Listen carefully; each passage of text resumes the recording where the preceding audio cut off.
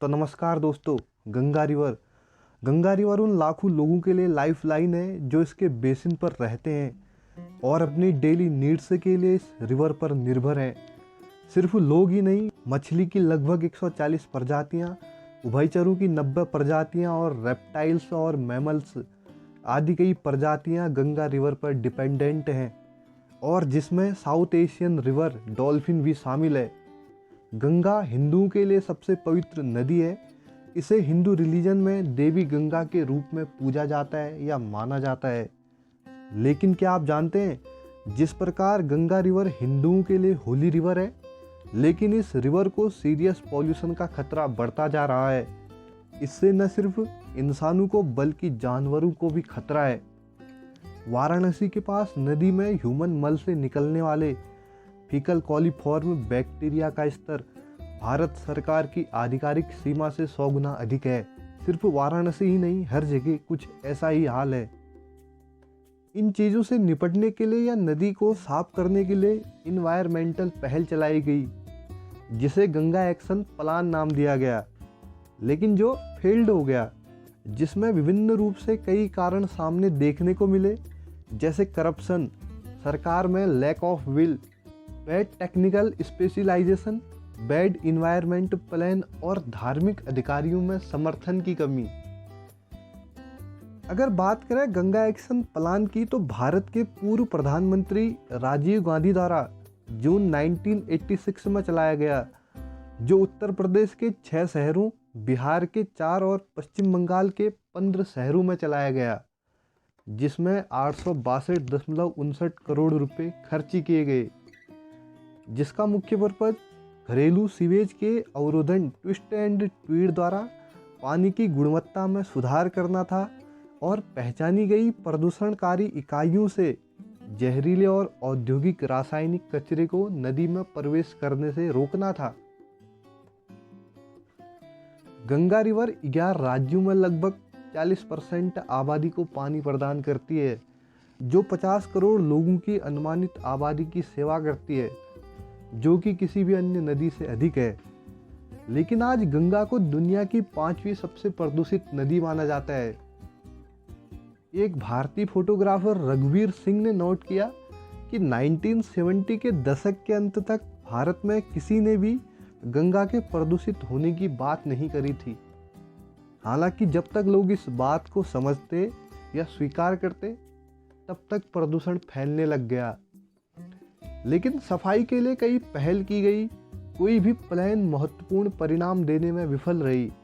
जून 2014 में प्रधानमंत्री नरेंद्र मोदी ने नदी की सफाई और प्रदूषण को नियंत्रित करने के लिए काम करने की पुष्टि करी। 10 जुलाई 2014 को संसद में पेश किए गए बजट में उस समय के केंद्रीय वित्त मंत्री अरुण जेटली ने नमामि गंगे नामक एक एकीकृत गंगा डेवलपमेंट प्रोजेक्ट की घोषणा की और इस उद्देश्य के लिए 2037 करोड़ रुपए आवंटित किए। प्रोजेक्ट के तहत 8 राज्यों को शामिल किया गया। ड्रिंकिंग वाटर सप्लाई और सैनिटेशन मिनिस्ट्री ने 1700 करोड़ रुपए की लागत से 2022 के अंत तक गंगा किनारे की 1674 ग्राम पंचायतों को खुले में शौच से मुक्त बनाने का प्रस्ताव रखा। प्रोग्राम के एक भाग के रूप में भारत सरकार ने गंगा के आसपास की 48 औद्योगिक इकाइयों को बंद करने का आदेश दिया।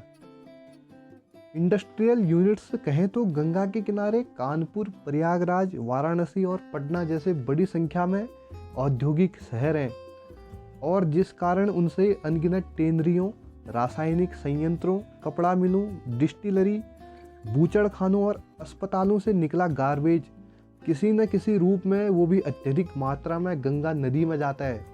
उदाहरण के लिए गंगा नदी की एक सहायक नदी जो कानपुर शहर के पास है, जिसका नाम पांडु रिवर है, उस नदी के तट पर स्थित एक कोयला फायर्ड पावर प्लांट है, जिसमें हर साल 6 लाख टन कोयला जलाया जाता है और 2,10,000 टन कोयले का उत्पादन किया जाता है, और राख को तालाबों में फेंक दिया जाता है, जिसे फ्लाई ऐश भी कहा जाता है। फिर घोल को छाना जाता है और डोमेस्टिक वेस्ट जल के साथ मिलाकर पांडु नदी में छोड़ दिया जाता है। जिसमें लेड और कॉपर जैसी जहरीली भारी धातुएं होती हैं। सिर्फ इंडस्ट्रियल वेस्ट ही नहीं बल्कि ह्यूमन वेस्ट भी इसमें शामिल है। जैसे गंगा नदी लाख से अधिक आबादी वाले 100 शहरों से होकर बहती है, जिस कारण गंगा में उच्च कार्बनिक भार के साथ सीवेज के पानी का एक बड़ा हिस्सा और घरों में उपयोग होने वाला जल बड़ी मात्रा में नदी में गिरता है। ये तो बात रही नदी के प्रदूषण और उसके बचाव कार्यों की। अगर बात करें गंगा नदी के इतिहास के बारे में तो गंगा रिवर का उल्लेख करने वाला पहला यूरोपीय यात्री ग्रीक दूत मेगास्थनीज था, जिसने अपनी पुस्तक इंडिका में नदी का जिक्र किया कि भारत में बड़ी और नेविगेबल दोनों तरह की कई नदियां हैं, जिनका स्रोत पहाड़ों से है, जो नॉर्थर्न रेंज के साथ साथ फैले हुए हैं, जो समतल देश को पार करते हुए गंगा नदी में गिरती है और अपनी पानी को समुद्र में खाली कर देती है।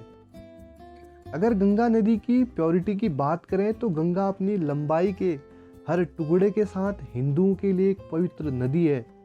इसके पूरे रास्ते में लोग इसके पानी से स्नान करते हैं। अगर बात करें डिसेंट ऑफ गंगा की तो रामायण, महाभारत और पुराणों में यह बताया जाता है कि कहानी ऋषि कपिला के साथ शुरू होती है, जिनका गहन ध्यान राजा सगर के 8000 पुत्रों द्वारा भंग किया गया और क्रोधित होकर ऋषि कपिला ने उन्हें अपनी क्रोध भरी निगाहों से देखा और भस्म कर दिया या राख कर दिया और पाताल लोक भेज दिया। केवल गंगा का पानी ही उन्हें उद्धार दिला सकता था, जिसके बाद उनके वंशज राजा भागीरथ कठिन तपस्या करते हैं और शिवजी की जटाओं से माँ गंगा उतरती है और हिमालय में आती है। फिर भागीरथ के कहने पर हरिद्वार के मैदानों से प्रयाग में यमुना के संगम, फिर वाराणसी और अंत में गंगा सागर तक जाती है, जहाँ वह समुद्र में मिलती है और राजा सगर के पुत्रों का उद्धार हो जाता है। राजा भागीरथ की महत्वपूर्ण भूमिका के सम्मान में हिमालय में गंगा की स्रोत धारा का नाम भागीरथी है। गंगा नदी का ऊपरी चरण भारतीय राज्य उत्तराखंड के गढ़वाल मंडल के देवप्रयाग शहर में भागीरथी और अलकनंदा नदियों के संगम पर शुरू होता है। हालांकि अलकनंदा लंबी है, इसलिए हाइड्रोलॉजिकल रूप से स्रोत धारा है। भागीरथी गोमुख में गंगोत्री हिमनद के तल से निकलती है और भारत के शहरों और कस्बों से जाते हुए बांग्लादेश में प्रवेश करती है, जिसे वहाँ पद्मा नदी के रूप में जाना जाता है और फिर अन्य नदियों के साथ मिलकर बंगाल की खाड़ी में जा गिरती है। गंगा, ब्रह्मपुत्र और सूरमा मेघना नदी प्रणाली के जॉइंट फ्लो की तुलना में केवल अमेजन और कांगो नदी का औसत प्रवाह अधिक है। अगर गंगा नदी की लंबाई की बात करें तो अभी के समय में गंगा रिवर की लंबाई 2750 किलोमीटर यानी 1693 मील है, जिसके बेसिन का आकार 12 लाख वर्ग किलोमीटर है, जो उत्तराखंड राज्य के पश्चिमी हिमालय से निकलती है।